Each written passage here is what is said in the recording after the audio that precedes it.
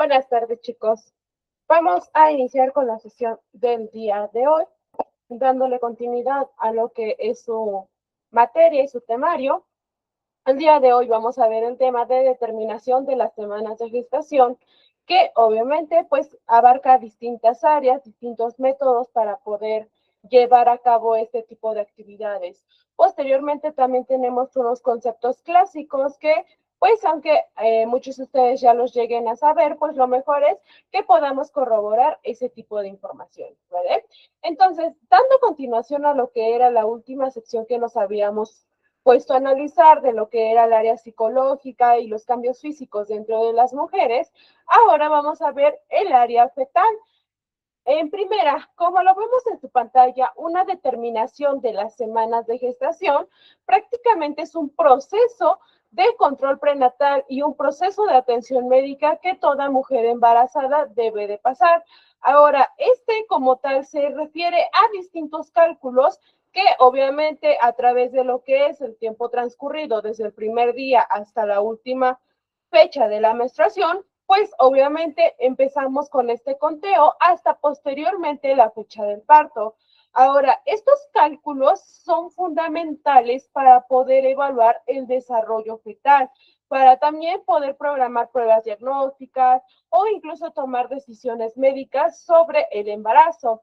La edad gestacional como tal se puede calcular utilizando simplemente lo que es nuestra fecha de última menstruación, que digamos que marca el inicio del ciclo menstrual o mediante otro tipo de condiciones que son mediciones ecográficas. Estas recordemos que se van a llevar a cabo durante el primer trimestre, que pues ahora sí que serían un poquito las más precisas. La edad gestacional es lo más importante y lo más esencial para que nosotros podamos clasificar a los recién nacidos como prematuros, a término o postérmino, lo cual todo esto pues va a tener implicaciones clínicas que son de total importancia. Esto lo vamos a ver conforme lo vayamos desarrollando, pero esto más que nada para poder llevar a cabo una pequeña introducción, ¿vale? Entonces aquí digamos que todos los datos, todas las áreas que nosotros podamos ver, pues más que nada nos van a dar este punto de atención a las mujeres embarazadas en México. Ahora, hoy en día tenemos algo muy innovador que tenemos por parte de CONAMED o denominado CONAMED, que prácticamente nos va a dar una área plasmada de cómo nosotros podemos gestionarlo. Si no lo han visto, es este.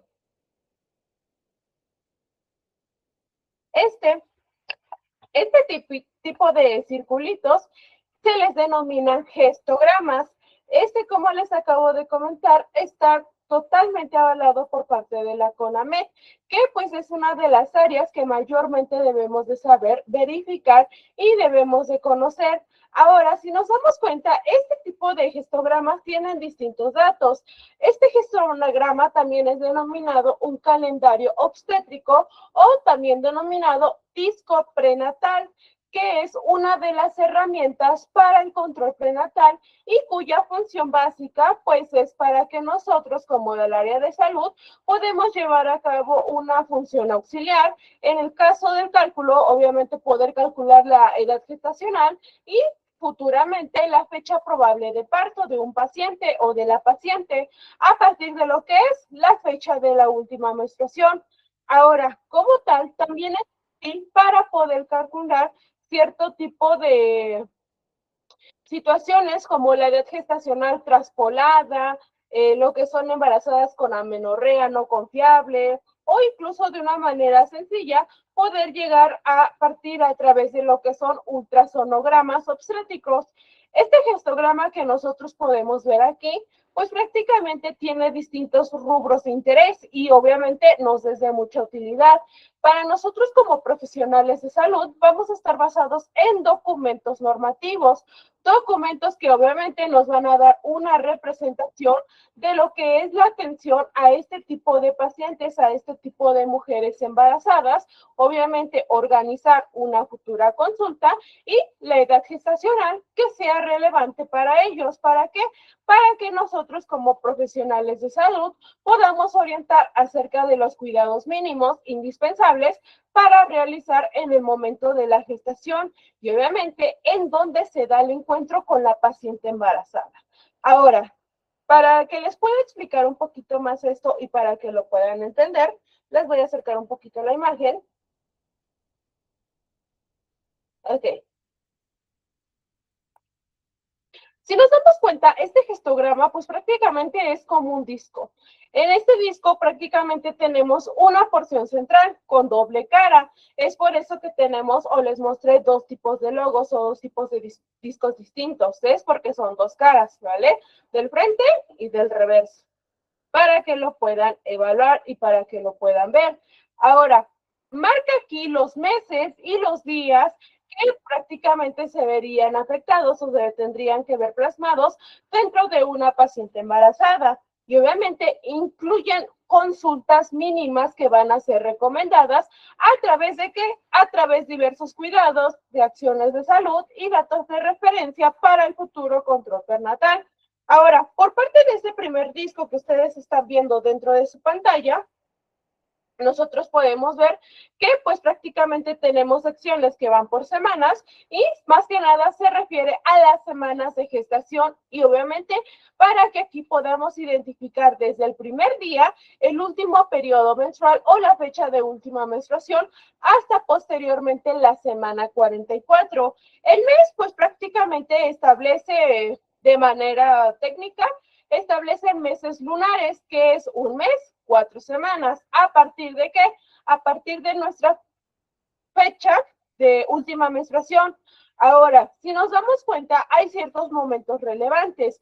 Los momentos relevantes que nosotros podemos ver van a estar señalando periodos con relevancia clínica o relevancia médico-legal, que obviamente van a guiar el actuar de nosotros como profesionales de la salud durante todo lo que es una atención obstétrica. Ahora, ¿quién me puede decir qué creen de aquí o qué creen de este tipo de disco? ¿Qué sería un momento relevante? Lo que encuentren, chicos.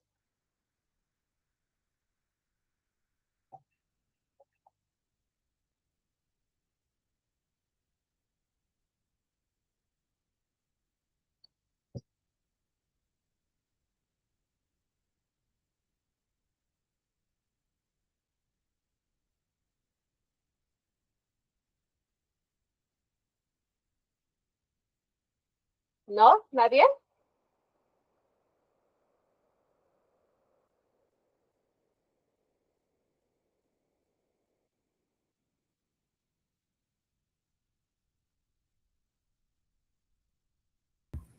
Miss, ¿me podría repetir la pregunta? Se me cortó el internet, no tengo muy bueno, por favor. Sí, claro. ¿Qué consideras de lo que es este gestograma? ¿Cuál consideras tú que es un momento relevante? Los momentos relevantes son catalogados como periodos, digamos que de relevancia clínica o relevancia médico-legal. ¿Qué es lo que tú verías ahí? Adelante, Vale. Sobre los signos de alarma del embarazo, Miss. Sobre los signos de alarma, eso es muy importante. ¿Alguien más, chicos? Pues O alguna calcula cuántas complicación semanas de durante el embarazo embarazo. tienes. Ok, complicaciones. Adelante, Erika. Estimar la fecha probable de parto, ubicar en qué trimestre estás y llevar control básico del desarrollo del embarazo. Ok, muy bien, Erika. Fabián, ¿me vas a comentar algo más? Hola, Miss. Sí, donde dice inicia la percepción del movimiento fetales, ¿no, Miss? Sí, claro que sí. Los movimientos fetales, recordemos que es muy importante. Ahora, si nos damos cuenta, hay uno que está literalmente en color rojo, que es el límite legal entre aborto y parto inmaduro. Recordemos que este entra dentro de la categoría médico-legales, es decir, que nos van a hacer actuar o nos van a guiar para que nosotros podamos actuar ante cualquier tipo de situaciones, ¿vale? Entonces, este tipo de gestogramas, si nos damos cuenta, obviamente van a marcar los inicios dependiendo de la mujer. Asimismo, como nosotros lo podemos ver en esta área que aquí De hecho, si nos damos cuenta, está marcado en el número 5. Está marcando un dato hipotético, pero obviamente esto depende de cómo lo puedan llevar ustedes con sus pacientes. ¿Se está cortando la señal, chicos? No, Miss. ¿No? Vale, a ver si a lo mejor puede hacer tu internet o si no, puedes salir y volver a integrarte sin ningún problema, por favor.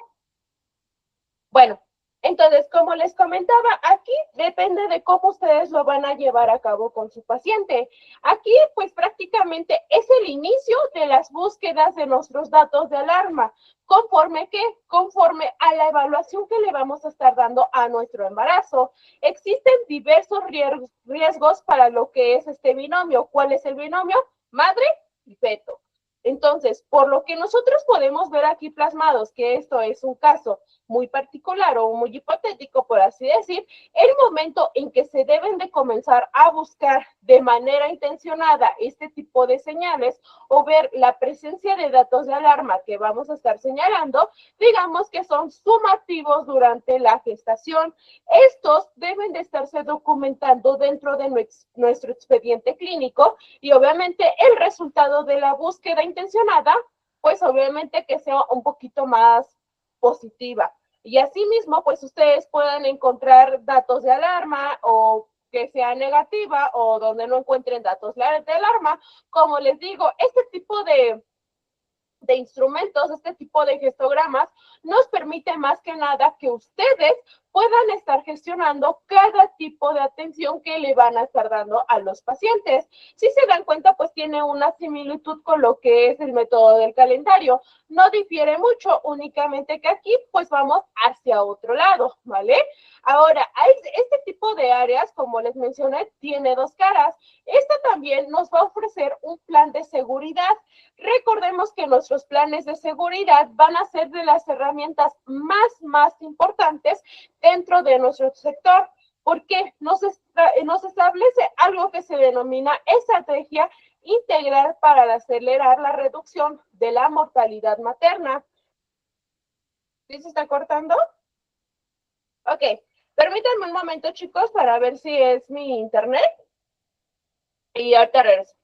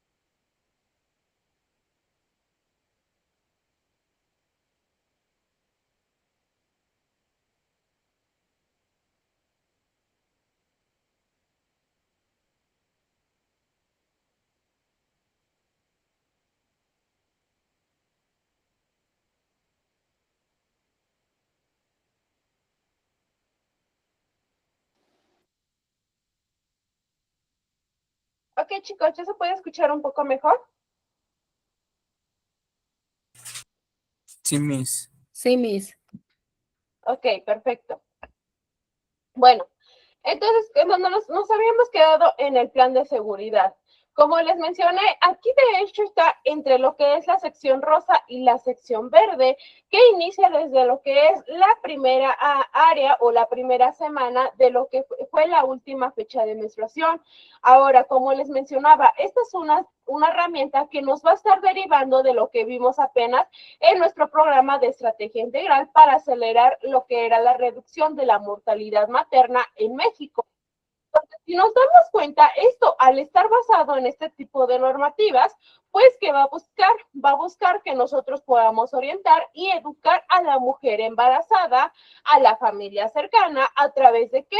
A través de la reducción de riesgos. Ahora, la identificación temprana de datos de alarma y la planeación de acciones, pues obviamente van a permitir que nosotros podamos reducir al menos en un 70% lo que es la mortalidad materna o una posibilidad de la mortalidad materna, ¿vale? Entonces, si nos damos cuenta, lo que es el plan de seguridad es una de las áreas que más que nada nos van a dar un respaldo. Si de ahí nos damos cuenta desde lo que son el plan de seguridad, viene en lo posible el uso de, evitar en lo posible el uso de medicamentos no prescritos, identificar dónde puede recibir atención de urgencias durante el embarazo. ¿Qué?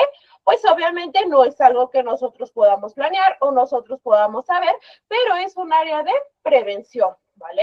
Ahora, en esta área, además de prevenirlo, recordemos que también tenemos una educación, que obviamente aquí es donde nosotros entramos para poder recomendar temas a tratar con la embarazada, lo que son las consultas, las normas que la pueden proteger, ¿no? Cómo se puede guiar de lo que son papeles, áreas clínicas, historias clínicas, atención, etcétera. Entonces, la educación no únicamente sirve para que podamos decirle debe de tener esta dieta o debe de cuidarse así, sino que para que también ellos puedan saber qué es lo que están realizando, cómo se pueden apoyar de eso, qué beneficios pueden tener, etcétera, ¿vale? Ahora, aquí como tal, también viene otra sección que es el de producto. Aquí en el de producto, si nos damos cuenta, es una de las áreas más finales que están casi de la sección central o del sector central. Ahora, el producto va a estarnos, a nosotros como profesionales, nos va a estar orientando. ¿Para qué? Para algo que se denomina o se le llama denominación científica. ¿Qué es esto? Que nosotros podamos apropiarnos de, obviamente, de todo lo que es la gestión de la embarazada, la gestión del producto, de la concepción, etcétera, de acuerdo a la evolución que va a tener. Recordemos que todos ellos o todas las mujeres necesitan una atención especializada y esto es muy importante. ¿Por qué? Porque aquí mismo nosotros vamos a ver o nosotros vamos a corroborar que la atención sea recibida a la persona correcta y a la persona que estamos atendiendo, ¿vale? Entonces, como tal, esto abarca apenas el primer disco, que es prácticamente donde viene el logo de la CONAMED. Si no saben qué es la CONAMED, es la Comisión Nacional de Arbitraje Médico, que pues prácticamente se establece dentro de lo que es esta área o nuestro estado mexicano, ¿vale? Entonces aquí dentro de la primera área vimos lo que fueron las semanas, momentos relevantes, el inicio de búsqueda, plan de seguridad, educación a la paciente y obviamente el producto. Ahora, analizando lo que es la segunda planilla o la segunda ruedita que podemos tener aquí. Ahora, en esta área, prácticamente a lo que es el centro, si nos damos cuenta, a diferencia de lo que fue la primera área o la primera parte, no tenemos el logo. Aquí tenemos una descripción. Si nos damos cuenta, aquí va a describir la valoración mínima durante cada consulta que va a estar estableciendo cuál, nuestra norma 007. Ahora, si los acerco un poquito, a ver si se llega a ver. Aquí viene valoración mínima de cada consulta, identificación de signos y síntomas de alarma, cefalea, edema, sangrados, signos de infección, vías urinarias y vaginales. Medición y registro de peso, talla, presión arterial y cálculo de índice de masa corporal.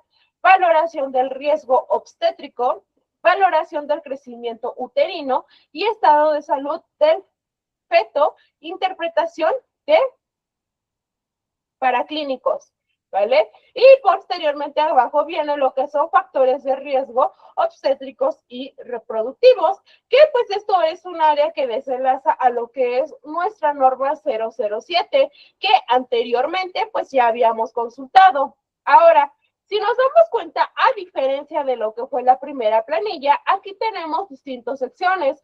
En la primera área nos habla de las consultas mínimas, que pues prácticamente viene entre paréntesis, NOT 007, que es el párrafo 5.23, creo, más o menos, creo que es el párrafo, que va a establecer que la unidad de salud que debe de promover que la embarazada o la mujer en este proceso esté bajo riesgo o que esté bajo riesgo, pues pueda recibir como mínimo ciertas consultas. Y obviamente que sus consultas deben de tener como mínimo unas 5.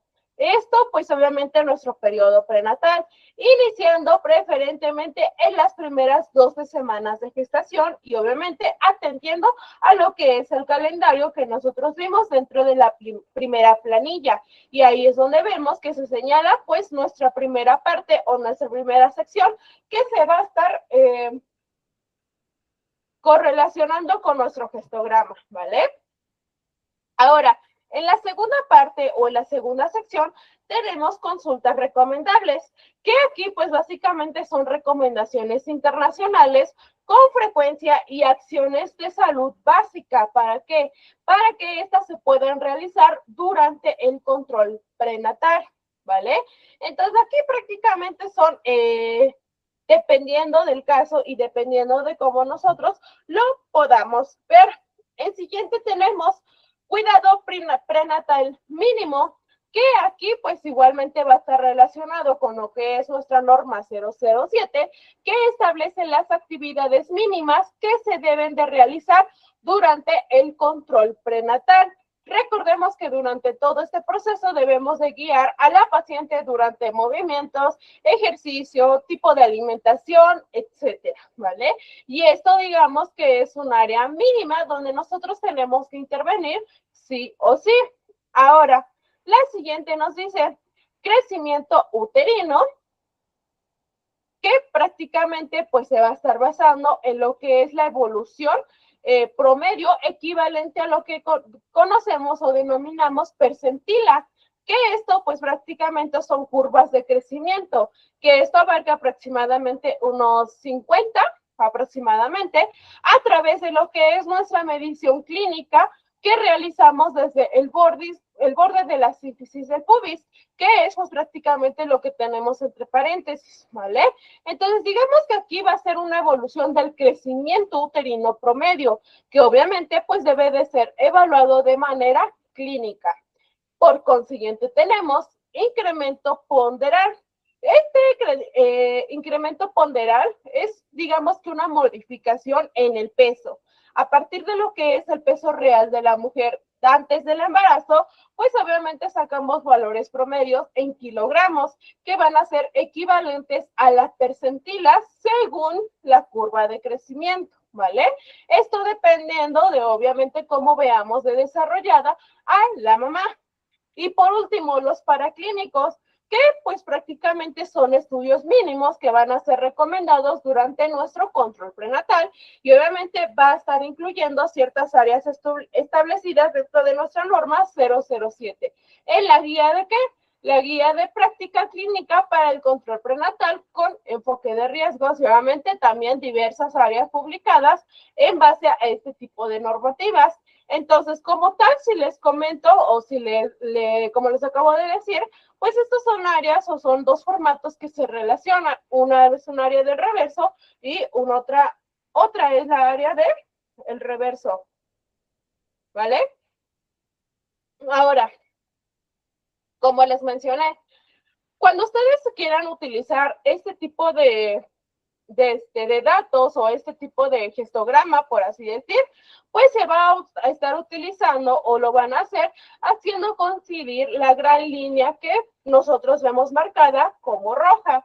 Si nos damos cuenta dentro de lo que es nuestro formato número 1, aquí prácticamente tenemos una línea roja, que digamos que es el primer día del último periodo con fecha real de la paciente embarazada. ¿Para qué? Para que después se pueda identificar la fecha del calendario y obviamente el día en que se está otorgando la consulta en el área obstétrica o en el área ginecológica. Aquí es donde se deben de consultar ambos discos, estas dos secciones que acabamos de denominar. Aquí es donde nosotros debemos estarlos consultando. ¿Para qué?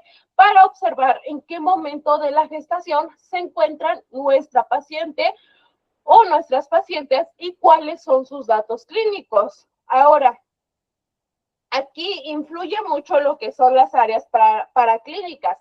Aquí, pues prácticamente los datos de alarma que deben descartarse, pues se van a hacer presentes, así también como cierto tipo de acciones en base a lo que es nuestro plan de seguridad obstétrica, pues más que nada que correspondan a la consulta actual. Entonces, como lo vemos aquí, de hecho, si les mencioné hace un momento, aquí pues prácticamente debe de coincidir lo que es la fecha de la última menstruación con esta línea roja que tenemos más adelante. Ahora, aquí pues prácticamente en lo que es esta pequeña sección, a lo que es la sección amarilla, aquí es cuando ya se puede auscultar la frecuencia cardíaca fetal a partir del Doppler, ¿vale?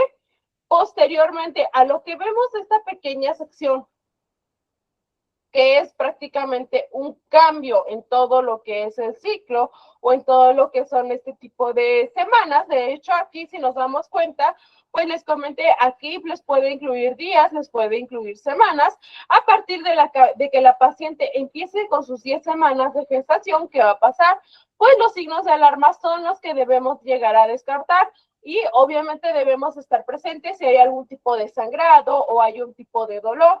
Y dentro de todo lo que es este plan de seguridad, hay que evitar el uso de medicamentos no prescritos, que es prácticamente una de las primeras áreas o uno de los primeros, una de las primeras prevenciones que se van a tener en cuenta. Entonces aquí, pues es donde se podrá identificar para poder recibir atención a lo que es un área de urgencia con nuestra paciente. Las acciones que ustedes tomen durante todo este ciclo y durante todo este tipo de fechas, pues son un área que debe de incluir cierto tipo de vitaminación para la que es la paciente, que le podamos explicar datos de alarma, que ella sepa cómo identificarlos y obviamente plantear nuestro plan de seguridad obstétrica. Entonces, como tal, si nos damos cuenta, como tal, pues no es una revisión o una compilación exhaustiva, ni es excluyente en cuanto al cuidado prenatal, sino que nos ayuda para conocer el marco técnico, nuestro marco normativo del control prenatal. Entonces, si nos damos cuenta, incluye mucho dentro de lo que es la determinación de las semanas de gestación. Este es uno de los más fáciles porque la verdad, estas dos planillas pues son un poquito más factibles de llevar y mucho mejor integradas dentro de todo lo que es su campo, ¿vale? Entonces aquí pues prácticamente pues estaría abarcando cierto tipo de secciones o cierto tipo de meses para que ustedes lo puedan llevar a cabo y para que ustedes lo puedan gestionar, ¿vale? De hecho, en un momento se las mando para que ustedes las puedan ver de una mejor calidad. De hecho, aquí pues se pixelea un poquito, entonces para que no haya problema, se las voy a mandar a través de su grupo para que los puedan ver. Déjenme ver si se los puedo mandar de una vez.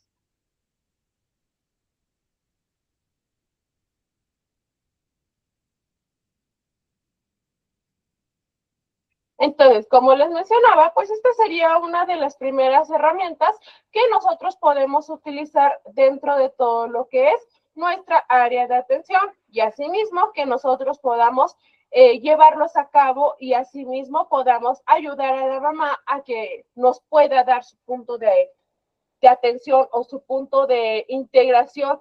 Recordemos que el único defecto que tiene, pues sería más que nada como que ¿cómo les explico? Como que los papás o la mamá no sepa exactamente la fecha. Esto es lo que nos puede diferir un poquito en lo que es su atención, pero por lo demás, pues prácticamente se lleva a cabo de la misma manera, sin ningún tipo de contratiempo, sin ningún tipo de área discernida o área que podamos,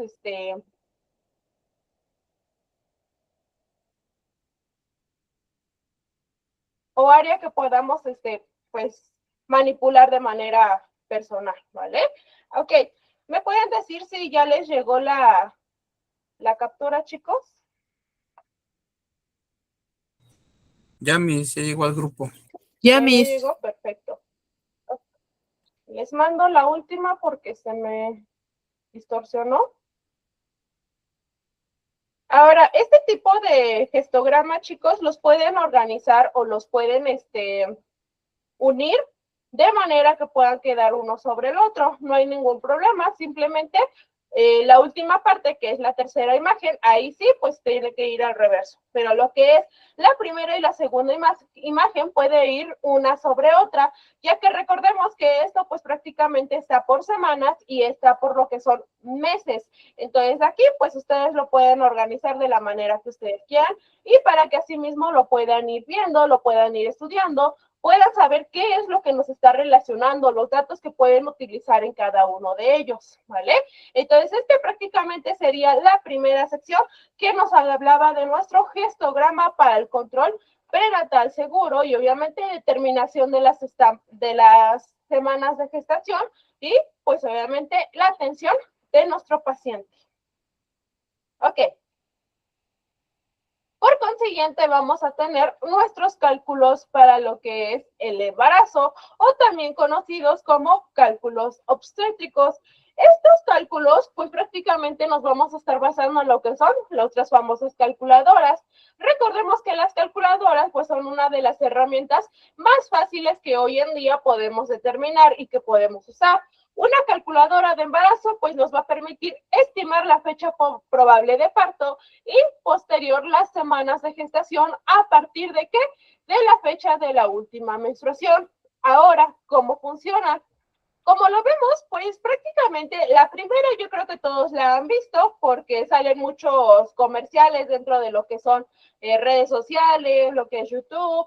Entonces, la primera aplicación que tenemos que se llama Flow Health, pues prácticamente es una de las calculadoras más seguras. No solamente sirve para lo que es el área de embarazo, sino también lo que es un área menstrual para que ustedes puedan llegar o para que las mujeres les puedan enseñar a llevar su tipo de control de este tipo de ciclos o de su tipo de menstruación. Tenemos otro que se llama maternidad fácil, que si nos damos cuenta, este es un poquito como que más rápido, porque aquí pues digamos que es una calculadora básica, donde tenemos el año, tenemos el mes y tenemos el día. Posteriormente es una de las más fáciles, ya que únicamente pueden meterse dentro de la página, donde es prácticamente así se llama, maternidad fácil, ingresan los datos y prácticamente les da cuántas semanas tendrían y obviamente también les da una fecha probable de parto. Y por último, la última sección que tenemos que se llama para bebés, que pues es una tabla de embarazo. Depende prácticamente del trimestre, del mes y obviamente de las semanas que se estén llevando a cabo. Si nos damos cuenta es como que de las más fáciles porque pues es como una tablita que pues nos va a dar un tipo de atención más especializada. Ahora, como les comentaba, estas calculadoras se basan en una regla muy importante, que es la regla de Nagel, que pues prácticamente considera que un embarazo dura aproximadamente de 280 días o lo que nosotros conocemos de 40 semanas desde el primer día de la última menstruación y obviamente se asume un ciclo menstrual de un promedio de 28 días con una ovulación básica de 14, 15 días, aunque recordemos que estos valores pueden variar según cada mujer, según cada tipo de cuerpo, según cada tipo de biotipos o de las regiones, ¿vale? Entonces, para ello, lo que nosotros podemos ver dentro de estas calculadoras, pues prácticamente es que las fechas van a estar estimadas y al menos solo alrededor de del 4% de los bebés llegan a nacer exactamente a la fecha que les marque. Les recordamos y obviamente aquí tenemos que hacerlo entender a lo que son las mujeres, a lo que son los papás primerizos, que como tal, aunque nosotros los hagamos de manera manual, pues obviamente no vamos a tener un resultado óptimo o un resultado exacto, sino que siempre va a ser una fecha aproximada que le podríamos quedar. Ahora, ¿qué información se va a estar proporcionando? Como les mencioné, en cada una tiene su tipo de características. Ahí es donde vamos a estar viendo lo que son semanas, días de embarazo, el tipo de trimestre del embarazo, lo que es la fecha probable de parto, lo que son las fases del embarazo, que obviamente pues van a mostrar ciertos cambios que van a estar ocurriendo de manera fisiológica, de manera psicológica y obviamente durante el desarrollo del bebé semana a semana. Entonces, si nos damos cuenta lo que es este tipo de calculadoras, pues es más que nada como orientativa, es decir, no sustituye la consulta médica, pero para mayor precisión y obviamente para que se puedan realizar ecografías, pues se ajusten exactamente a lo que es nuestra fecha de parto o la fecha probable de parto. El embarazo se considera a término entre ¿qué? La semana 37 hasta lo que es la semana 42. Entonces, acá digamos que entre estos periodos, pues todavía se puede considerar a término, por lo que obviamente el parto puede ocurrir ya sea antes o ya sea después de la fecha que se haya proporcionado, ¿vale? Entonces, digamos que estas son como herramientas recomendadas o herramientas que se pueden usar de manera más fácil. Obviamente, pues van a tener un pequeño margen de error, como les he comentado, pero digamos que esta es una área como que más fácil para que ustedes puedan realizar los cálculos que quieren y le puedan dar a las personas, a las mujeres en este caso, el tipo de atención que van a requerir, ¿vale? Ahora, por consiguiente, tenemos nuestro cálculo manual. Recordemos que dentro de lo que es nuestro cálculo manual, pues prácticamente nos vamos a basar en cierto tipo de formas. Pues de esta parte, pues vamos a usar lo que es nuestra fecha de última menstruación, más lo que es nuestra famosa regla de más 7 días, y obviamente mes de la fecha de última menstruación, menos 3 meses más un año. Que pues prácticamente si nos damos cuenta, pues es como que un área muy revuelta, pero pues prácticamente aquí abarcamos lo que es el mes de gestación, las semanas de gestación y obviamente semanas agregadas que obviamente posterior se les pueden reducir en cierto caso.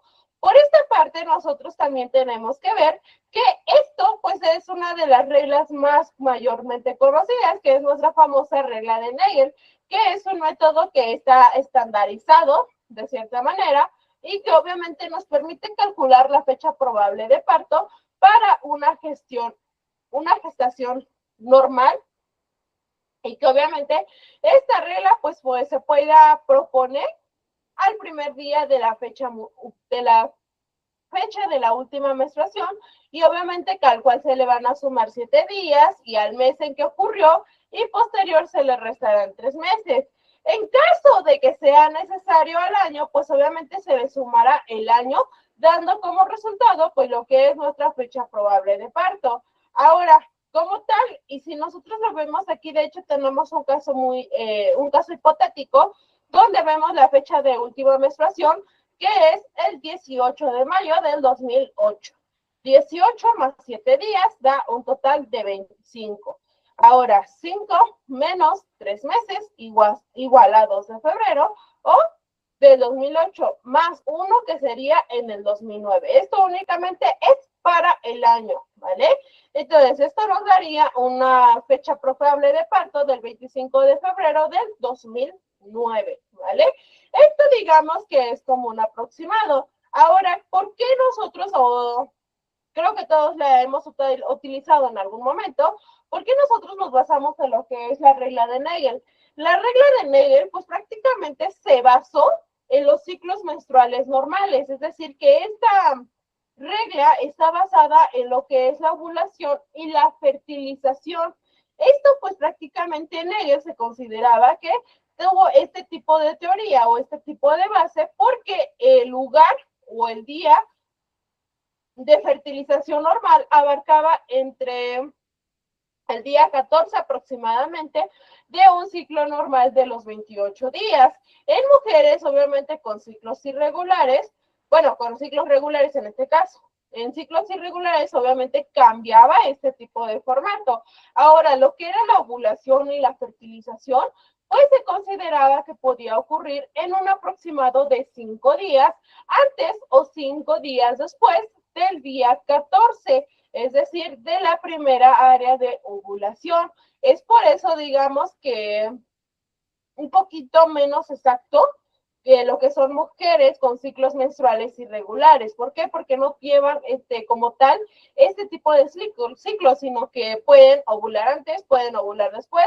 Entonces, esto se complica más que nada con lo que son ciclos regulares. Obviamente hay algunas mujeres que se llega a presentar una pequeña hemorragia a lo que es el momento de la implantación del óvulo fecundado, que digamos que sería les había mencionado, entre unos 8 o 12 días aproximadamente después de lo que era la fertilización y que se puede confundir con lo que es la menstruación.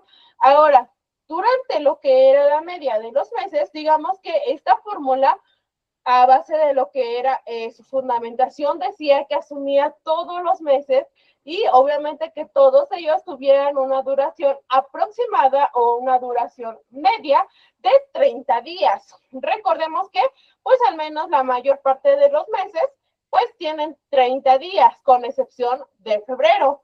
Y obviamente aquí pues los meses del calendario pues tienen una duración aproximadamente de, pues esto mismo, pues prácticamente estaríamos hablando de los días, 30 días. Ahora, en este caso, pues digamos que se le agregaba 3 días para lo que era la fecha de la última regla o la fecha de la última menstruación, porque también se agregaba para los años bisiestos y obviamente introducía otro factor que también se le consideraba factor error, ¿vale? Entonces aquí digamos que era como un área media. Todo lo que era cierto tipo de secciones o cierto tipo de lapsos, cierto tipo de irregularidades, pues nos podía dar cierto tipo de margen de error. Ahora, esta fórmula, pues se asumía que la gestión humana, pues era aproximadamente de 280 días o de las 40 semanas a partir de la fecha de última menstruación. Sin embargo, la duración de los embarazos, pues es muy variable y se consideran obviamente nacimientos a término todos los que den lugar entre la semana 37 a la semana 41-42, dependiendo obviamente del tipo de desarrollo, ¿vale? Entonces, digamos que los cálculos manuales, pues son, sí, pues son un poquito más localizados en lo que es la atención a la mujer, pero obviamente, como les acabo de mencionar, pues esta es un área que pueden presentar cierto margen de error, ya sea por las fechas, ya sea porque la mamá no se acuerde, ya sea por únicamente sobreestimar un área. Entonces aquí, pues digamos que esto depende de cómo la mamá o cómo las personas lleven también los datos. Si es un año bisiesto, obviamente, pues prácticamente todo lo tenemos que rectificar en este tipo de datos. Y esto más que nada para tener, digamos que una fecha más próxima o una fecha más lógica en este tipo de casos, ¿vale? Entonces el cálculo manual, digamos que era una de las más fáciles y de las que al menos todos hemos recorrido una vez en la vida, ¿vale? Ahora, por otra parte, tenemos nuestra última sección, que era la parte de la ecografía. Recordemos que la parte de la ecografía, digamos que es el método que mayormente nos va a servir. ¿Por qué? Porque es el más preciso. Obviamente tenemos lo que es nuestra ecografía transvaginal y nuestra ecografía abdominal, o también denominada transabdominal.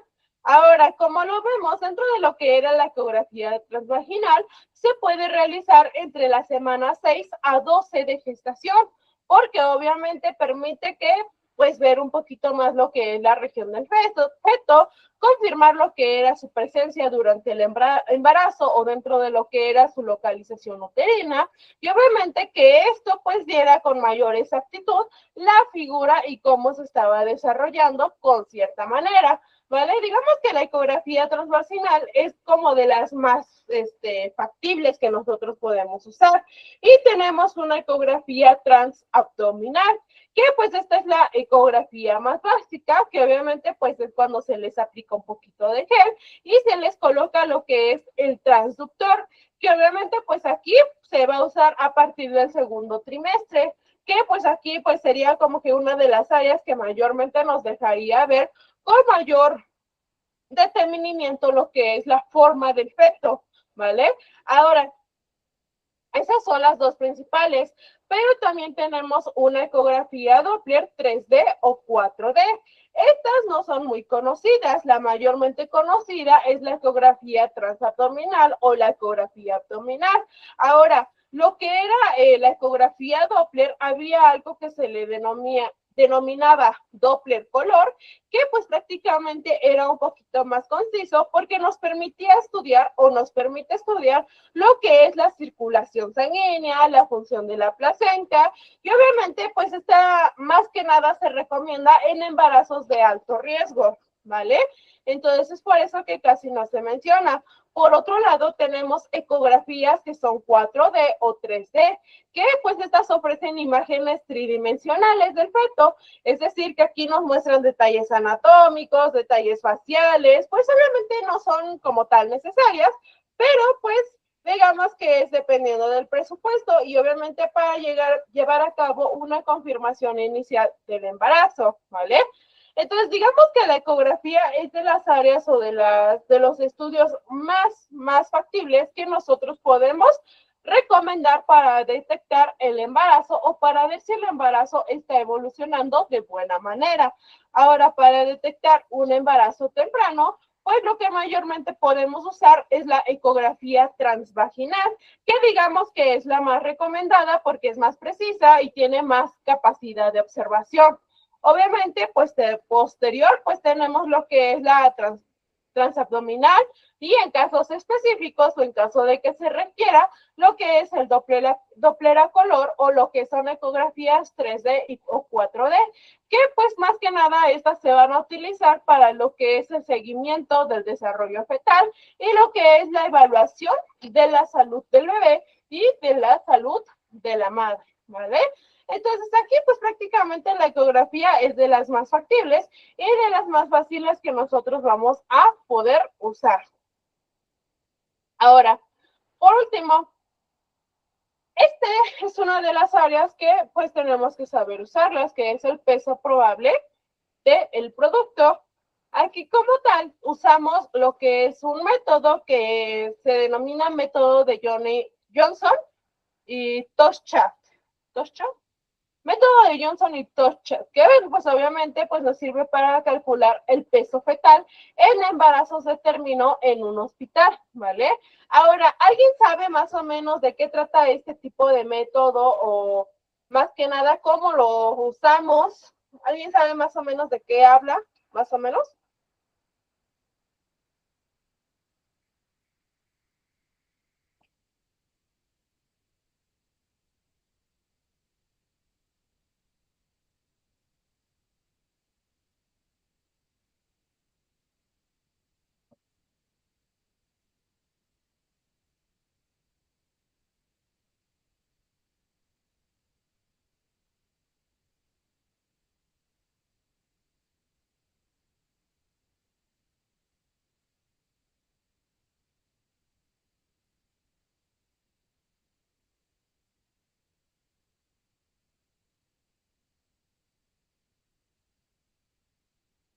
Daniela, para calcular el peso mediante ecografías, ok. ¿Alguien más, chicos?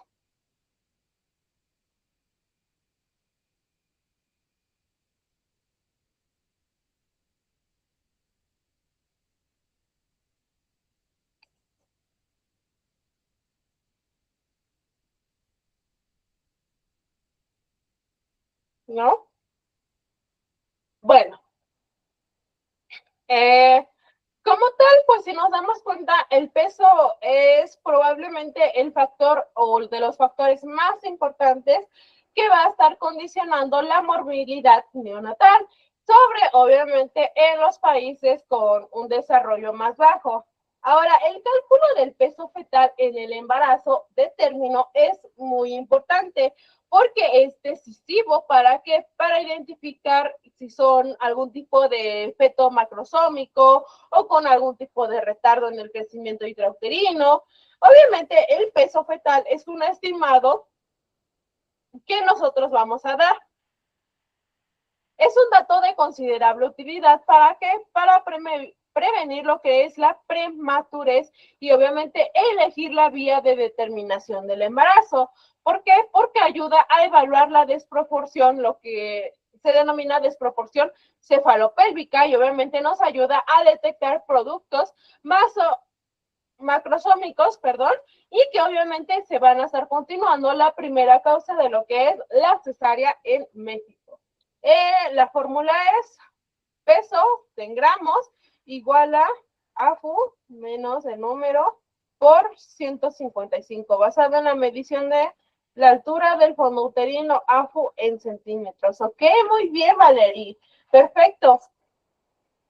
Aquí como tal, y aunque ya lo mencionó su compañera Daniela, pues prácticamente, aunque es uno de los métodos más importantes o más básicos, lo que es la ecografía para valorar el peso fetal, no en todos los centros de atención o no lo que son todos los hospitales se cuenta con lo que es la infraestructura necesaria para realizarla, por lo que obviamente se han elaborado cierto tipo de métodos clínicos. ¿Para qué? Para calcular el peso fetal de la manera más exacta posible. Entre ellos, o entre todos los métodos que nosotros vamos a encontrar, tenemos el método de Johnson y Toshatz, que considera ciertas variables, como lo mencionaba su compañera Valerie, lo que era la medición del fondo uterino y la altura de la presentación del producto en la pelvis materna. Recordemos que este es un método simple y de bajo costo, que obviamente pues como tal pues no puede tener cierto tipo de problemas o puede tener cierto tipo de variables, pero para lo que es nuestro medio nos sirve para poder tomar decisiones obstétricas. Ahora, este tipo de método fue establecido en el año de 1954, donde se propusieron un método clínico de medición del fondo uterino en centímetros, y obviamente se ha aplicado la fórmula de constantes, que pues esto resulta en el estudio que se le va a estar haciendo a nuestros pacientes. Entonces, como lo vemos, la fórmula que nos estableció su compañera Valerie, pues es prácticamente la fórmula que se ha estado utilizando. Hoy en día, pues también hay otro tipo de variables. Por ejemplo, lo que es el peso fetal, eso se queda, porque obviamente, pues es lo que mayormente nos va a intervenir o va a ser un área que tenemos que despejar. Ahora, lo que es esto, pues prácticamente va a ser en un 68% de los nacidos, por así decir, que pues prácticamente se ha demostrado que lo que es la regla de Johnson y Toshatz, pues constituye uno de los métodos más variables, que no son invasores, que son de fácil aplicación y que obviamente pues no tiene un costo. Entonces, a partir de esto, de hecho, se establecieron a lo que es la norma oficial mexicana para la prevención y control de defectos del nacimiento, pues de ahí obviamente pues se sacó este tipo de fórmulas. Este tipo de fórmulas pues prácticamente se denomina la regla de Johnson y Toshatz, que pues es a partir de lo que es el fondo uterino o la medición del fondo uterino, que va a estar colocándose o se va a medir a partir de la cinta métrica sobre lo que es la región del abdomen de nuestra paciente. Ahora, cuando aplicamos esto, pues obviamente tenemos lo que son el peso de los probable del feto, igual a lo que es la altura del fondo uterino, obviamente también en centímetros, chicos, que esto es muy importante. Ahora, en vez de lo que era el número o lo que es la variable, se le restaba 12 por 55, que digamos que se predestinó o se cambió a esta manera cuando la presentación se encuentra que a la altura o por debajo de lo que son las espinas ciáticas, que digamos que es un área que tenemos que evaluar o que tenemos que valorar constantemente. Entonces, como tal, pues esta es una de las áreas que nosotros tenemos que ver. Digamos que es una constante que va a estar siendo utilizada dentro de ciertas fórmulas. Ahora, como tal, pues muchas veces lo que es este tipo de fórmulas pues van a tener cierto tipo de variables, como lo que es únicamente el peso más lo que era lo que denominamos la altura del fondo uterino, lo que es una constante de 155 o la medición de la presentación que se va a realizar mediante tacto vaginal, etcétera, ¿vale?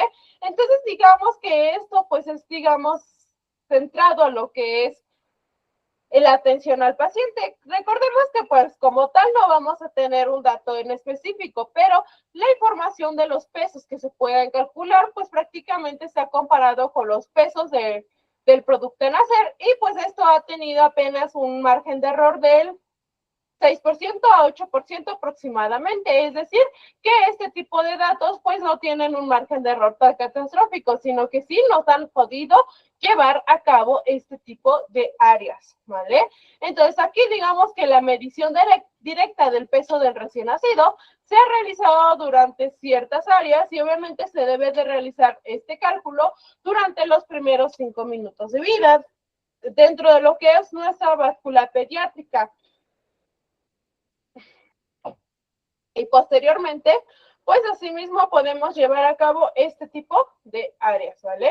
Entonces, digamos que lo que es el peso probable del producto, pues es una de las técnicas o una de las fórmulas que nosotros podemos usar. Entonces, lo que fue el método de Johnson y Topshot, pues prácticamente fue basado en cierto tipo de fórmulas o cierto tipo de constantes que se pudieron tomar en cuenta y para que asimismo, pues nosotros podamos llevar a cabo este tipo de atenciones. Asimismo, pues nosotros tenemos que entender que obviamente, pues ninguna regla o ninguna fórmula va a ser totalmente exacta, sino que va a llevar a cabo o va a llevar lo que es un área aproximada, ¿vale? Entonces, esto prácticamente abarcaría esta primera sección. Por consiguiente, les comenté, el día de hoy también tenemos que ver otra parte muy importante. ¿Cuál es esta parte más importante? Conceptos básicos. Aunque, como les comenté, muchas veces conocemos y muchas veces denominamos que tenemos una buena concepción de estos, pues no está de más volver a repasarlos. Ahora, dentro de lo que son los conceptos básicos, pues nosotros podemos determinar ciertas áreas y obviamente volver a retomar ciertos términos. Recordemos que los términos que se estén llevando a cabo, pues van a ser muy útiles durante lo que es su punto de atención o su punto de integración con lo que es el área geriátrica, lo que es el área ginecológica, que pues asimismo puedan llevar a cabo este tipo de datos. Ahora, dentro de los conceptos básicos vamos a tocar uno que es muy básico o muy importante y que creo que todos han escuchado, que se le denomina punto toconómico. ¿Quién me puede decir qué es el punto toconómico?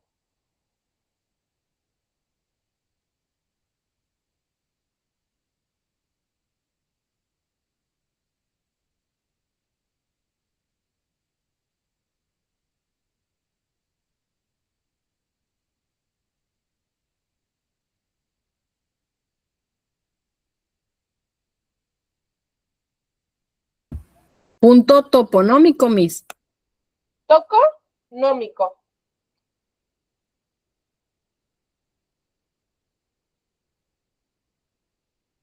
Se los acabo de poner. Fabián o Vale, no me acuerdo quién iba a ser. ¿Iban a decir algo? Adelante, Vale. Son referencias anatómicas específicas de la parte fetal que presenta cabeza a pelvis, o pelvis, perdón. Ok, muy bien, Vale, perfecto. Adelante, Erika. Es un punto de referencia en el abdomen de la mujer embarazada que se utiliza para medir la altura uterina, valorar el crecimiento del bebé y estimar semanas de embarazo. Ok, muy bien, Erika. Y Valerie, por último, nos comenta, es una referencia anatómica fetal específica utilizada en la obstetricia para determinar la posición y variedad de posición del feto dentro de la pelvis materna durante el trabajo de parto. Ok, muy bien. Si lo podemos resumir, nuestro punto toconómico que nosotros vamos a tocar el día de hoy, pues prácticamente habla de la parte del producto que se encuentra más cerca de lo que es el estrecho superior de la pelvis materna, o prácticamente la parte que vamos a identificar del producto dentro de lo que es la pelvis materna, ¿vale? Entonces, si nos damos cuenta, digamos que tenemos distintos tipos de presentaciones. De hecho, en la parte o la sección de abajo, que se ve como un tipo margen, tenemos una presentación cefálica, que pues aquí se le denomina occipito, que es prácticamente cuando están las primeras regiones. Se le denomina naso, que obviamente pues aferramos todo lo que es la región de la nariz. Aumento, cuando todo lo que es lo que abarcamos de lo que es el área del mentón, pues se va a estar haciendo presente, ¿vale? Los puntos toconómicos prácticamente son ciertas áreas o ciertas posiciones que nosotros vamos a poder denominar. De hecho, del otro lado, y de aquí sí lo podemos ver, tenemos distintos tipos de términos, que es una posición, la situación, la actitud y la presentación. Recordemos que todo esto pues es importante para que nosotros podamos llevarlo a cabo. De hecho, dentro de lo que son las presentaciones pélvicas, tenemos lo que es el sacro, lo que es la podálica, lo que es la famosa presentación de nalgas, que de hecho se ve la parte de abajo, que pues obviamente depende de cómo estén proporcionados o de cómo estén acomodados, que tenemos nalgas completas, nalgas incompletas o nalgas francas, que es cuando pues obviamente están los bebés pues sentaditos y tienen una pequeña elevación de lo que es la región de los pies. Para lo que es este tipo de posiciones y este tipo de presentaciones, obviamente tenemos las posiciones en las que mayormente se va a estar presentando el feto. De hecho, si vemos en la primera sección que se puede estar viendo en este lado, aquí tenemos una primera área. Esta posición se le llama posición mirando hacia atrás, o la cabeza, pues digamos que es la parte que va a tener que salir en lugar del mentón, en lugar de la nariz, ¿vale? Digamos que esta es catalogada como una presentación normal o una posición normal. Por otro lado, tenemos esta segunda posición, que es prácticamente que está mirando hacia adelante. Es decir, en vez de que la mirada vaya hacia atrás, está mirando hacia lo que es la sección de adelante.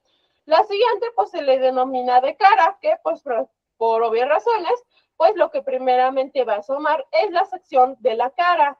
También tenemos lo que es la región de la frente, que de hecho si lo vemos dentro de esta sección o dentro de esta área, pues aquí de hecho se puede ver al bebé que tiene una pequeña inclinación, pero sin llegar a lo que es la región de la cara. Tenemos la posición de nalgas o la de hombro, que es prácticamente de las más complicadas que nosotros podemos conocer. Ahora, en este tipo de áreas o en este tipo de datos, pues también necesitamos conocer las distintas posiciones o los distintos puntos de referencia. Aquí como tal, y si nosotros nos damos cuenta, tenemos ciertos elementos de parto, que pues aquí tenemos el uno, que es el móvil o el feto, el motor o la fuerza expulsiva, canal de parto o la pelvis, mecanismos del tiempo de parto, estática fetal, maniobras de Leopold y puntos toconómicos, ¿vale? Entonces aquí digamos que estas son una de las áreas que nosotros podemos conocer y que asimismo nosotros podemos corroborar. Los puntos toconómicos son una parte anatómica con más declive de la presentación, es decir, que establece un punto de referencia fijo y que es de cierta manera específico en cada una de las diferentes presentaciones. Ahora, el punto de referencia de la presentación fetal, pues va a estar efectuando como un mecanismo de parto, es decir, que sirve para establecer su ubicación en la pelvis, su posición y la variedad de la posición.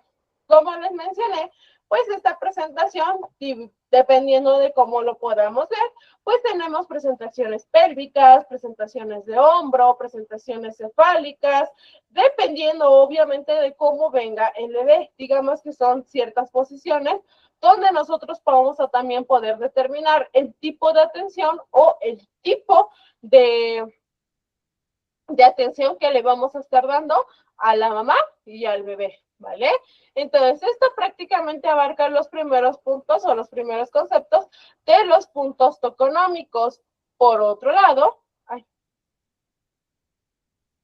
tenemos la posición fetal, que asimismo, como yo les mencioné hace un momento, lo que es la presentación, lo que es la posición y lo que es la situación fetal son distintas cosas.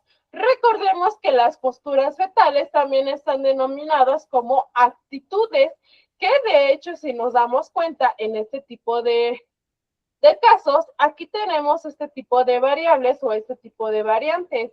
Ahora, la situación que se maneja o la denominación de situación es relación al eje longitudinal del feto. ¿Respecto a qué? Respecto a lo que es el de la madre.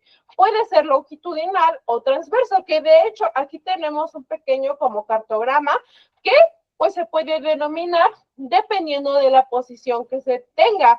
Ahora, la presentación va a ser la porción del cuerpo fetal, la porción que está más avanzada dentro del conducto del parto. Obviamente aquí tenemos lo que es la posición de cara, la posición pélvica, el vértice, que pues digamos que es una situación longitudinal.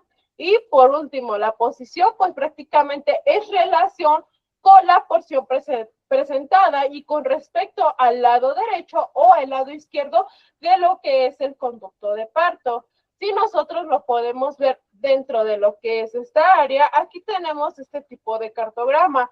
Las posiciones fetales, dependiendo obviamente del tipo de integración o a dónde se esté denominando, digamos que es una de las áreas que mayormente podemos ver. Ahora, si nosotros podemos ver lo que es la sección de abajo, lo que es el cuadrito del lado derecho, ahí tenemos la relación entre porción presentada y partes anteriores. Lo que es la parte anterior, transversa y posterior de la pelvis materna.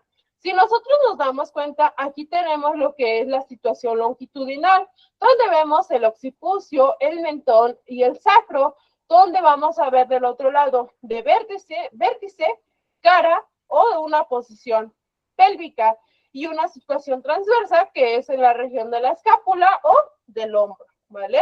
Entonces aquí digamos que esto depende muy comúnmente o depende muy frecuentemente a lo que son este tipo de datos. Dependiendo obviamente de la posición fetal que se esté teniendo en cuenta, pues obviamente vamos a tener este tipo de atención hacia lo que son los neonatos. Ahora, como tal, ya les mencioné que era la postura, ya les mencioné que era la presentación y ya les mencioné que era la situación. ¿Quién me puede decir qué es la actitud fetal?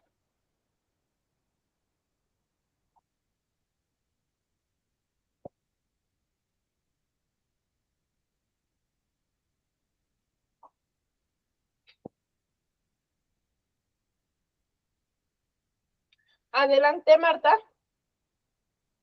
Pues es la posición que tiene el feto con respecto a su cuerpo y al de la madre. Por ejemplo, si viene con la flexión de la cabeza sobre el tronco, si los muslos están sobre el abdomen, algo así. Exacto, muy bien, Marta.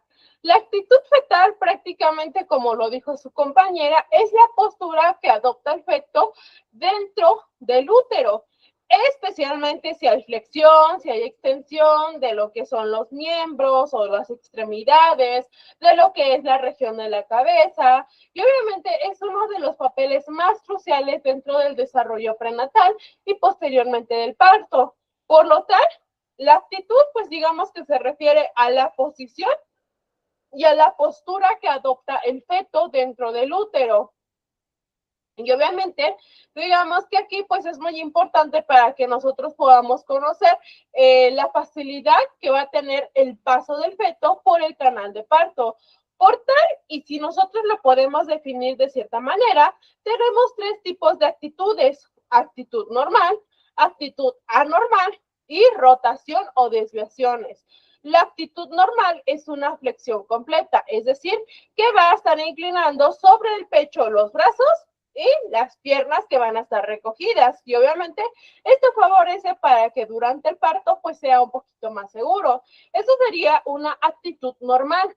Las actitudes anormales van a incluir lo que es la extensión parcial o completa de la región de la cabeza o de la región de las extremidades, y esto como tal puede provocar en muchas ocasiones que pues venga el bebé de frente o venga de cara, y esto va a estar dificultando lo que es el encajamiento y pues el parto pues se haría un poquito más prolongado, por así decirlo.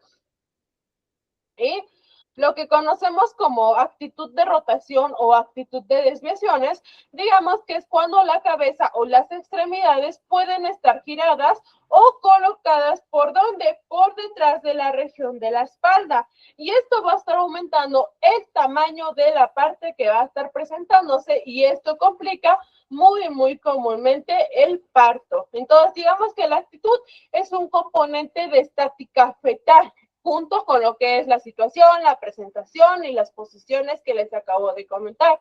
Entonces, digamos que la actitud mayormente nos va a permitir poder prever ciertas complicaciones durante parto, determinar la vía de parto que sea más segura, ya sea por vía vaginal o ya sea cesárea, y obviamente poder orientar a lo que son los profesionales o a lo que es el área obstétrica en caso de que tenga algún tipo de actitud anormal, ¿vale? Ok. Una vez que ya nosotros pudimos ver este tipo de datos de lo que son las posiciones fetales, cómo los podemos correlacionar, cómo podemos saber si es correcto o no es correcta la posición, pues también tenemos que ir al lado de las mamás. Recordemos que aquí, pues lo que mayormente tenemos que encontrar es la anatomía pélvica. La anatomía que va a estar aplicada en ginecología y en obstetricia, o en área general, pues si tenemos una área de consulta general. Recordemos que la pelvis es una de las áreas o una de las estructuras que se considera que tiene un anillo óseo. ¿Por qué? Porque está constituido por 4 huesos. ¿Cuáles son? Lateral y adelante, y nuestros 2 famosos huesos coxales, que están por la parte de atrás del sacro y lo que es la región del coxis.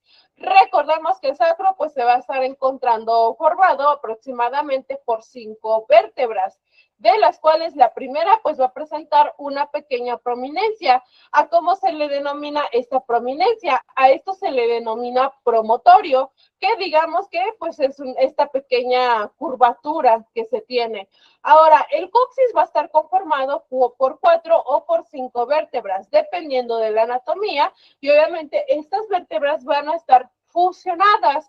Asimismo, nosotros vamos a poder ver o se va a poder hacer presente lo que son huesos coxales, que pues prácticamente van a estar formando parte o van a estarse asociando con lo que es el isquión, lo que es la región ilíaca o lo que es la región del pubis.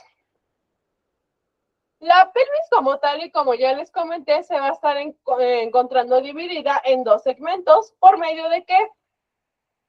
Por medio de la línea innominada o también conocida como línea terminal, que prácticamente abarca de la cara interna de los costados a lo que son los segmentos de la pelvis mayor o la falsa pelvis. Recordemos que aquí pues prácticamente tenemos dentro de su imagen lo que es el sacro, lo que es el promotorio, huesos coxales, lo que es la línea terminal, lo que es la región la sínfisis del púbica, la pubis, etcétera. Entonces, digamos que en esta área la pelvis nos va a presentar ciertos cambios morfológicos acorde a lo que es la mujer. Recordemos que la pelvis femenina crece en mayor proporción que la talla y obviamente va a estar acompañado por una basculación que pues va a llevar el aumento de lo que es la lordosis lumbar y obviamente va a estar desarrollando una orientación más horizontal.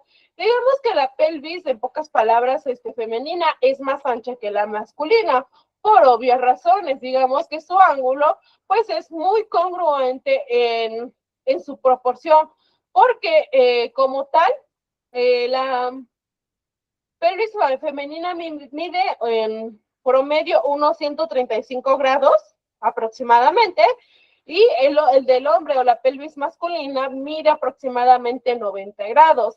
Entonces, digamos que aquí, pues obviamente se van a hacer más notorias lo que son las espinas ilíacas, que pues obviamente van a salir o van a sobresalir hacia afuera en lo que es la región de la pelvis femenina, mientras que la pelvis masculina pues se va a presentar de manera más invertida. Ahora, en esta área pues nosotros podemos encontrar este tipo de datos. La pelvis femenina pues va a presentar ciertas dimensiones que son muy especiales y que se adaptan según la dinámica del parto. De hecho, en esta área, lo que es la pelvis mayor y la pelvis menor van a estar separadas por nuestra línea terminal, que digamos que va a estar formando como una pequeña barrera o un pequeño borde dentro de lo que es el ala del hueso sacro, que pues aquí pues va a ser un área de referencia para nuestros planos anatómicos para facilitar su comprensión.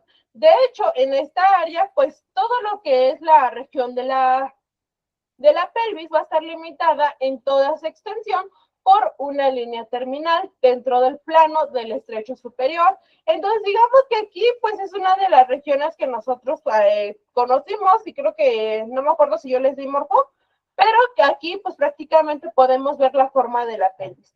Obviamente que si la desarrollamos de mejor manera, tenemos que encontrar lo que son tipos de huesos, tipo de intersecciones, lo que son suturas, lo que son cartílagos o tipos de uniones, etcétera. Pero para que no lo hagamos tan largo, pues digamos que para que lo podamos comprender de mejor manera lo que es esta área de la forma de la pelvis, pues nos vamos a basar en algo que se denomina modelo de Caudle y Molloy. Sí, modelo de Caudle o algo así, más o menos, y Molloy, que pues prácticamente ellos desarrollaron una clasificación en la pelvis basada en la división que obviamente se va a estar llevando a cabo a partir de cierto tipo de líneas. Ahora, ¿quién me puede decir cuál es la clasificación dependiendo de la forma de la pelvis? Adelante, Marta. Sí, tenemos la que es ginecoide, que sería como la más normal, androide, antropoide y platipeloide. Exacto, muy bien, Marta. La pelvis pues, ginecoide, pues digamos que son las estructuras óseas normales. Es decir, que las paredes son rectas, sus espinas no son comprometedoras, no son estrechas. Su diámetro pues va a ser del área transversal a aproximadamente de 10 centímetros. Entonces, digamos que la pelvis ginecoide pues es de las estructuras más anatómicamente normales, por así decirlo. Por lo que es la pelvis androide, aquí hay una porción un poquito más evidente, dentro de lo que es su diámetro, porque digamos que la sección posterior o lo que es la intersección del diámetro, pues aquí va a ser más sensible y más corta, ¿vale? Pues digamos que produce un estrecho superior de una forma más triangular, digamos que en vez de tener este tipo de área como más larga o más ovalada, pues va a ser como que un poquito más cerrada, más triangular, ¿vale? Lo que es la pelvis antropoide, pues digamos que aquí las paredes laterales son generalmente más estrechas, es decir, la ginecoide, supongamos, en cierta manera es así. Lo que es la androide, pues digamos que está más o menos invertido de esta manera, es decir, la ginecoide así, lo que es la androide es así, lo que es la platipeloide se va a encontrar así, es decir, no va a tener un circulito, va a estar directamente como ovalada, más que nada, y lo que es la antropoide, pues prácticamente se va a presentar como un huevito, más o menos, se va a ver lo que es la sección de la pelvis de esta manera, como un huevito, ¿vale? Entonces, digamos que estas, digamos, como que son las diferencias que tenemos o las diferencias que nos dejaron lo que fue el modelo de Caudle y Molloy, que pues era para poder clasificar a las mujeres y que asimismo pues nosotros pudiéramos ver o pudiéramos determinar cierto tipo de características para ver si eran aptas o para ver si podían tener de cierta manera descendencia, podían concebir de una manera natural y de una manera que no conllevara riesgos.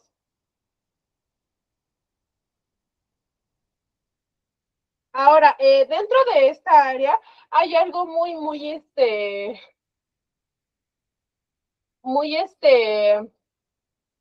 ¿cómo les digo? Digamos que el útero, dentro de lo que son las mujeres, digamos que al ser una de las funciones más evidentes, lo que es albergar, lo que es nutrir al feto, pues también tenemos complicaciones. Recordemos que una de las áreas más importantes es que las mujeres que tienen estos deseos de tener hijos, pues pueden llevarlos a cabo. Ahora, hay un trastorno que se le denomina matriz infantil, que digamos que es una malformación que va a estar dentro del área uterina. ¿Quién me puede decir de qué otra manera se le denomina a la matriz infantil?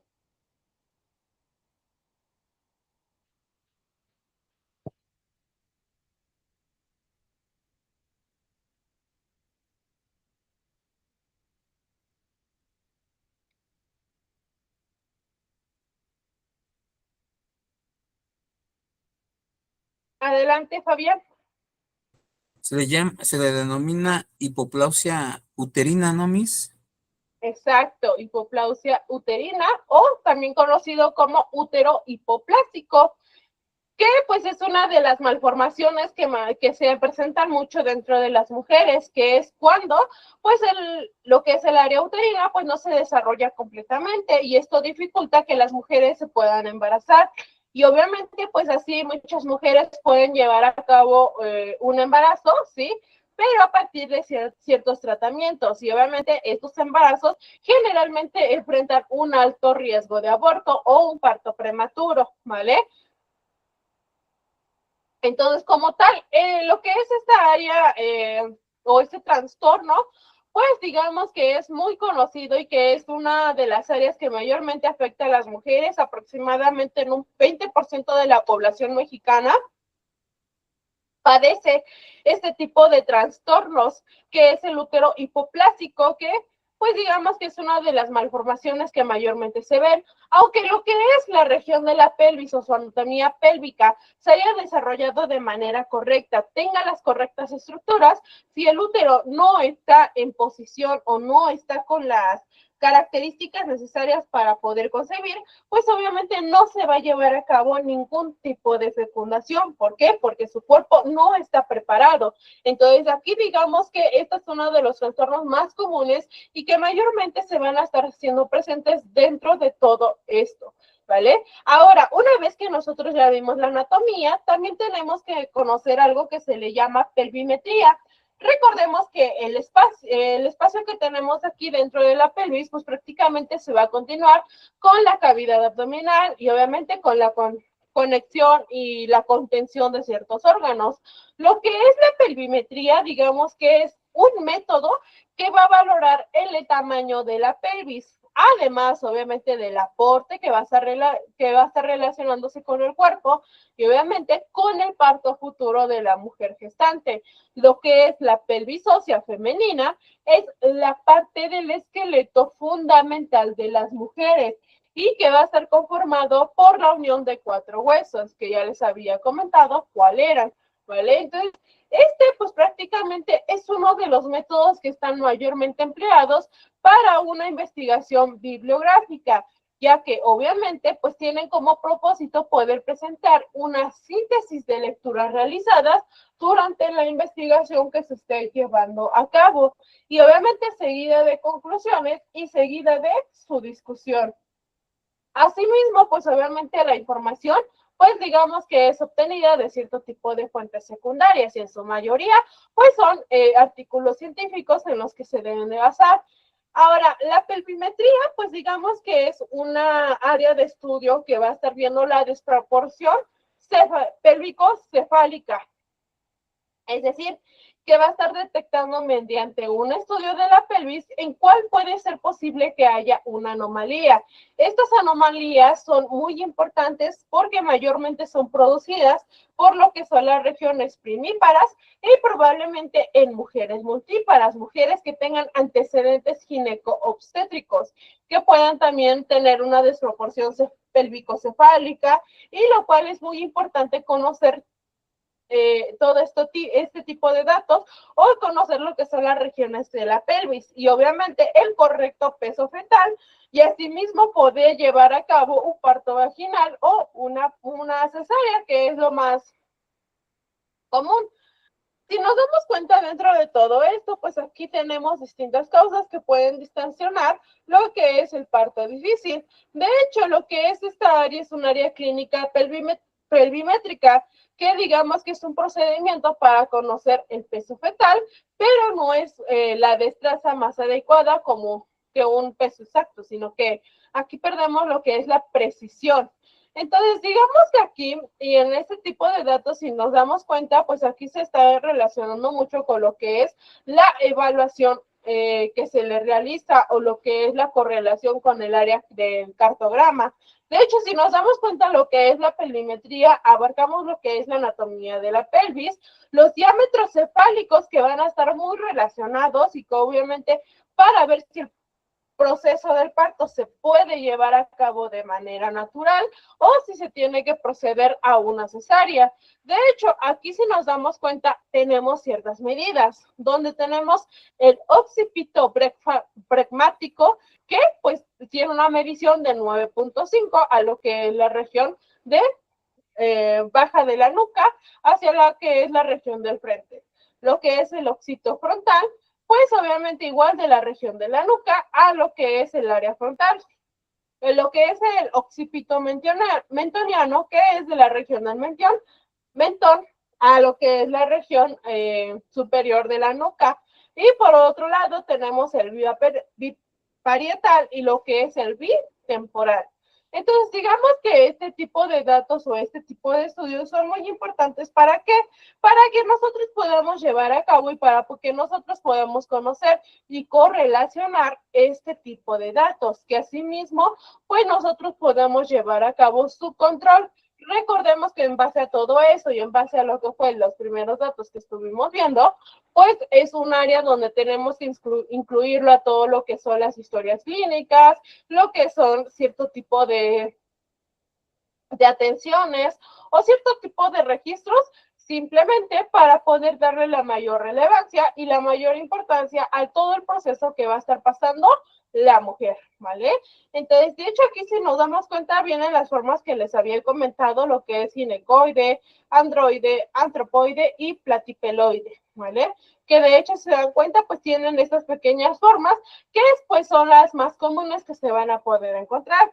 Obviamente tenemos un poquito más de estructuras óseas, pero pues esto depende de hasta dónde lo llevemos, ¿vale?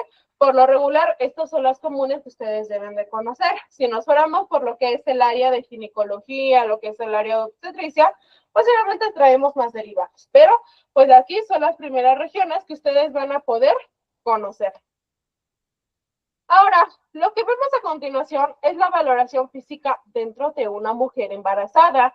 Recordemos que la valoración física, pues prácticamente es una de las partes del control prenatal que es muy beneficioso para la persona embarazada, especialmente para quien tiene algún tipo de factor de riesgo o algún factor que puede ser modificable para el proceso de la enfermedad. Ahora, es muy recomendable realizar en nuestra historia clínica completa a partir de ese proceso.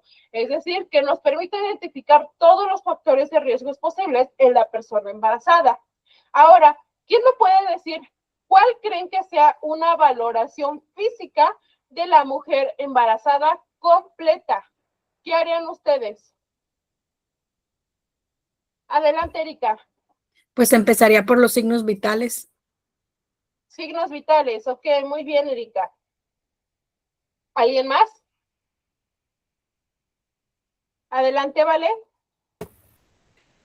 Preguntar si sabe, bueno, si conoce los signos de alarma y si no, pues tenemos que explicárselos. Ok, muy bien, ¿vale? ¿Alguien más, chicos? Los signos al bebé. Signos del bebé, ok. Nancy, examen físico de cabeza a pies, ok. Cefalopodal, perfecto. ¿Nada más, chicos?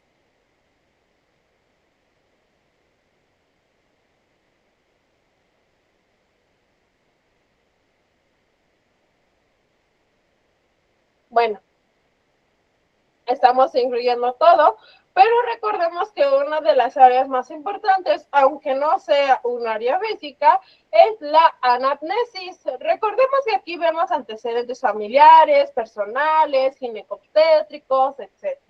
Y obviamente durante lo que es la anamnesis tenemos que registrar lo que es la fecha de la última menstruación o la fecha de la última regla, ¿vale? De ahí obviamente ya procedemos con lo que es nuestra exploración física. Toma de peso, toma de talla, índice de masa corporal, presión arterial, auscultación cardiopulmonar, palpitación abdominal, exploración tiroidea si es necesario, examen de lo que es la región de la pelvis o extremidades inferiores, si hay presencia de edemas, si hay presencia de varices, etcétera, ¿vale? Posteriormente a una exploración física básica, tenemos que llevar a cabo una exploración ginecológica que, aunque es, digamos que, más invasiva, pues no lo omite o no lo omitimos a lo que es el momento de explorar un área más física. Aquí, pues prácticamente en caso de mujeres, pues si ya ha llevado su control, pues no hay mayor problema. Pero en caso de mujeres que sean nulíparas, que no hayan sido exploradas anteriormente, pues se debe de valorar la existencia de posibles problemas en el canal de parto, ¿vale? Entonces, digamos que la exploración ginecológica es importante, sí, pero siempre y cuando no hayan llevado como un control.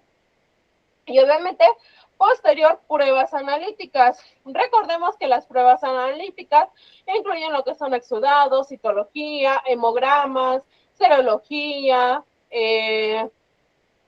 urocultivo, sedimento urinario, etcétera, ¿vale? Entonces, digamos que aquí, pues prácticamente es donde vamos a sacar todo este tipo de procesos. Si nos damos cuenta, aquí tenemos lo que vemos de la altura del fondo uterino o la altura uterina.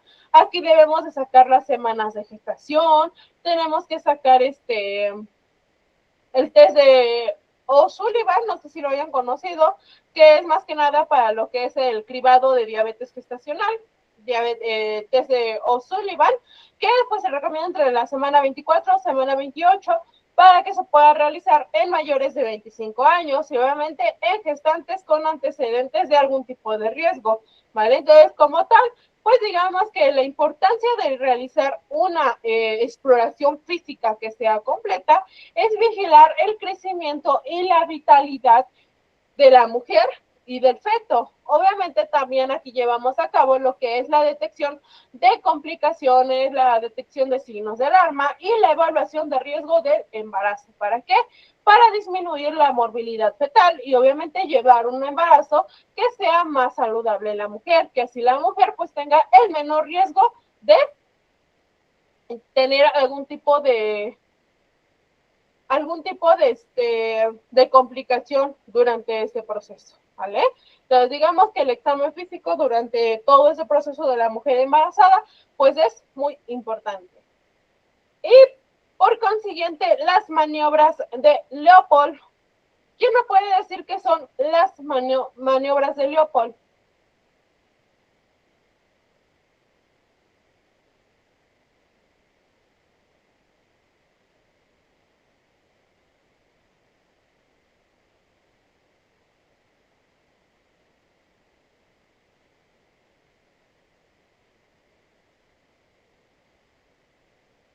Adelante, Erika. Son 4 técnicas de palpación abdominal que se realiza la mujer embarazada para conocer la posición del bebé dentro del útero. Ok, muy bien. Adelante, Vale. Es decir, es la exploración que se le hace a la embarazada para saber la posición fetal. Exacto. Nancy, es como palpan el abdomen de la embarazada. Ok, muy bien. Bueno, las maniobras de Leopold las podemos ver aquí. De hecho, estas son denominadas maniobras de Leopold o técnicas de Leopold, que son parte del examen clínico prenatal.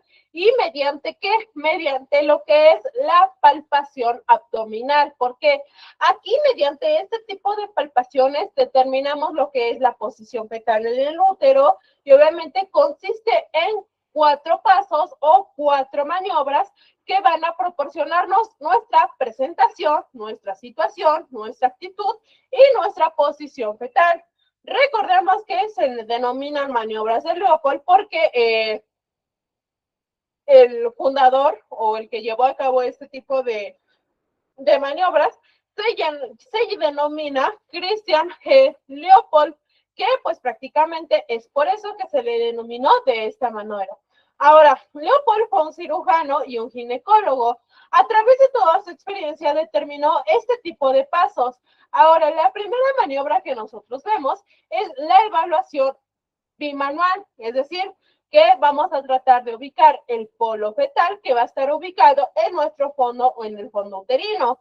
Las manos del médico o las manos de la enfermera, si es que alguna vez han realizado este tipo de procesos, deben de ubicarse en la parte superior del abdomen de la paciente. ¿Mediante qué? Mediante una palpación que sea suave. Y obviamente se determina qué polo fetal se encuentra ahí, o el polo cefálico que debe de estar redondeado y que debe de estar de cierta manera dura. Ahora, la segunda maniobra, esa es la primera maniobra. La segunda maniobra es la palpación que se va a lo que es la región de las superficies para umbilicales para ubicar la posición del dorso. Recordemos que lo que es la parte del dorso es lo que mayormente luego nos trae problemas. Digamos que en esta fase, si lo podemos ver dentro de su segunda imagen, es donde se palpa suave y a la vez profundamente. ¿Con el fin de qué? Con el fin de encontrar la columna vertebral del bebé. Obviamente la columna en este caso va a ser medianamente dura y ligeramente arqueada. Si recuerdan o si lo han visto, lo que es la columna del bebé, pues tienen una pequeña formación como si fuera una C. No tienen esta estructura de S que todos desarrollamos ya de adultos. Ellos simplemente tienen una pequeña estructura en C. Y recordemos que obviamente los huesos pues tienen que terminar de osificarse para que así mismo puedan tener la dureza que nosotros tenemos, ¿vale? Por parte de la tercera maniobra, se realiza un palpado con los dedos de la mano dominante, es decir, la mano con la que ustedes escriben, pues digamos que va a ir a lo que es la región suprapúbica. Digamos que aquí es el objetivo más importante, porque aquí tenemos que precisar el polo fetal y el polo que se va a estar ubicando a ese nivel, así como el progreso del trabajo del parto, la estructura que vamos a tener dentro de lo que es el pubis, y asimismo vamos a ver, y aquí se va a palpar, lo que es el encajamiento fetal, es decir, la región de la cabeza sí va a estar encajada en lo que es la pelvis materna. Y por último, la cuarta maniobra, que es una palpación bimanual, que pues obviamente se va a estar realizando ubicando las manos a lo que son los costados. Y aquí pues digamos que tenemos una intención muy común, que es la de conocer el polo fetal, es decir, la relación con la pelvis materna. Aquí pues prácticamente con la punta de los dedos, aquí ya no es como tal toda la palma, aquí con la punta de los dedos, vamos a ver cómo se va a estar empujando o cómo va a empujar esto en dirección a lo que es la salida de la pelvis.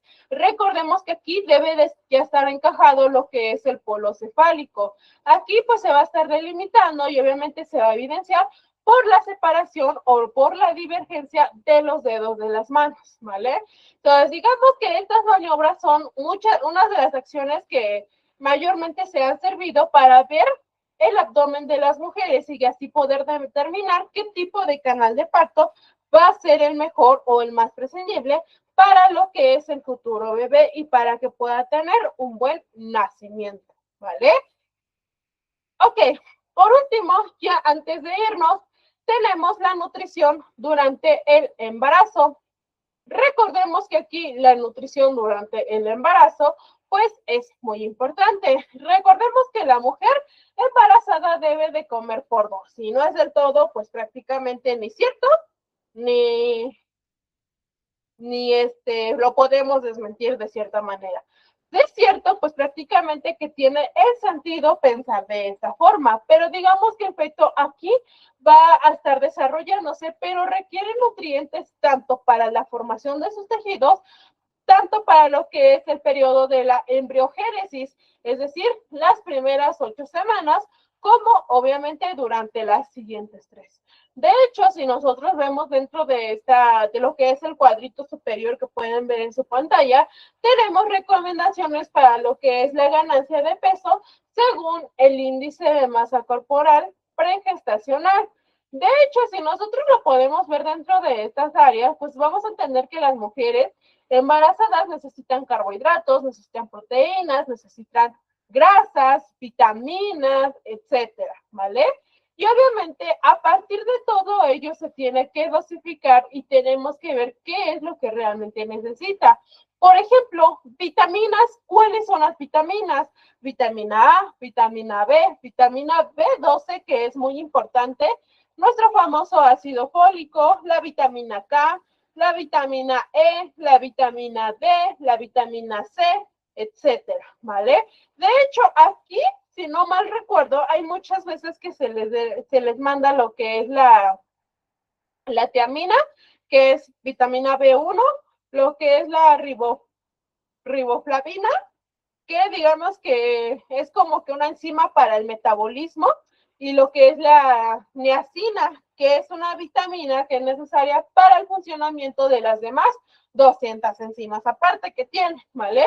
Por parte de minerales, pues tenemos el hierro, tenemos el zinc, lo que es calcio, lo que es yodo, el potasio, fósforo, obviamente dependiendo de la estructura de la mamá y cómo nosotros lo vamos a estar viendo en cómo se desarrolla, cómo se va a estar llevando a cabo su embarazo, si necesita algún tipo de alimento más. Por otra parte, carbohidratos. Los carbohidratos prácticamente se pueden dividir en carbohidratos simples o carbohidratos complejos. Los simples, pues prácticamente son los que se denominan monosacáridos o disacáridos, y los complejos, pues obviamente tienen distintas proporciones. Ahora, lo importante para lo que es la nutrición de las mujeres es la glucosa o la dextrosa, que pues digamos que se encuentra en frutas, se encuentra en miel, que es muy importante que la lleguen a generar. Aquí también algo muy importante es el almidón. Recordemos que el almidón, aunque muchas veces no está recomendado, pues obviamente es una fuente principal de los carbohidratos dentro de una dieta y que se puede encontrar en verduras, en harinas, en leguminosas y obviamente en elementos o alimentos que van a estar elaborados a partir de granos, ¿vale? Lo que son proteínas obviamente requiere un pequeño aumento por lo que es el desarrollo del tejido materno-fetal y lo que es el desarrollo del tejido placentario, ¿vale? Y las grasas, pues digamos que son una fuente de energía y también son parte importante de la estructura celular.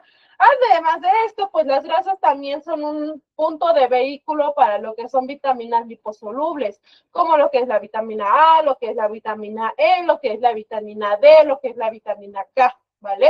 Entonces, digamos, durante lo que es la alimentación durante el embarazo, pues mayormente tenemos que corroborar este tipo de datos. De hecho, si nos damos cuenta, aquí tenemos 2 secciones de lo bueno y lo malo que pueden estar abarcando a una mujer, ¿vale?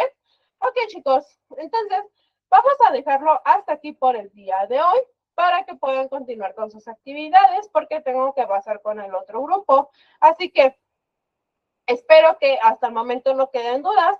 Mañana retomamos todo esto para que igual podamos corroborar la información que ella se ha estado proporcionando y que asimismo pues ustedes puedan tener la mejor información, ¿vale? Entonces hasta aquí los dejo, chicos.